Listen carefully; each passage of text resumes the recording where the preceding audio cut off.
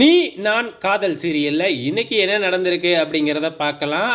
முரளி வந்து அஞ்சலி வீட்டில் இருக்கும் பொழுதே நம்ம அபி ஃபோன் பண்ணிக்கிட்டே இருக்கிறாங்க.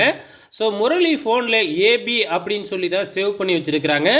எல்லாருமே அதை பார்க்குறாங்க ஃபோன் காலை. நம்ம அஞ்சலி ஃபோனை எடுத்து நம்ம ஹீரோ கிட்ட கொடுத்து மாமா சாப்பிட்டுக்கிட்டு இருக்கிறாருன்னு சொல்லு அப்படின்னு சொல்கிறாங்க. ஸோ நம்ம ஹீரோவும் அந்த ஃபோனை எடுத்து ஏபின்னு இருக்கு, யாராச்சும் முக்கியமான காலா அப்படின்னு சொல்லி கேட்குறாங்க. அப்பாடா தப்பிச்சோம் அப்படின்னு சொல்லிட்டு ஆமாம் ஆமாம் மாப்பிள்ள அப்படின்னு சொல்லிட்டு ஃபோனை வாங்கிக்கிட்டு போய் தனியாக பேசுகிறாரு.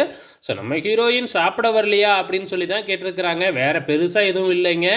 ஸோ இதுக்கு அப்புறம் வந்து பார்த்திங்கன்னா நம்ம ஆகாஷ் அனு இவங்க 2 பேரும் மீண்டும் தனியாக பேசிக்கிறாங்க.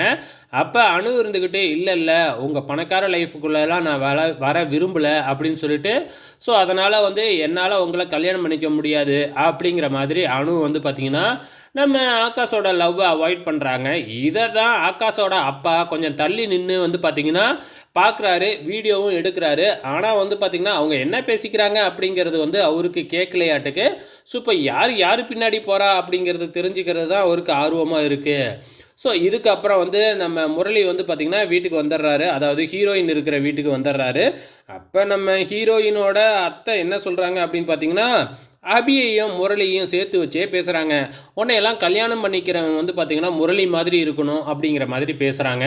இது தாண்டா சந்தர்ப்பம் அப்படின்னு சொல்லிட்டு நம்ம முரளியும் வந்து பார்த்திங்கன்னா அபியோட அத்தையை தனியாக கூட்டிகிட்டு போய் தன் மனசில் இருக்கிறத சொல்லிடுறாங்க.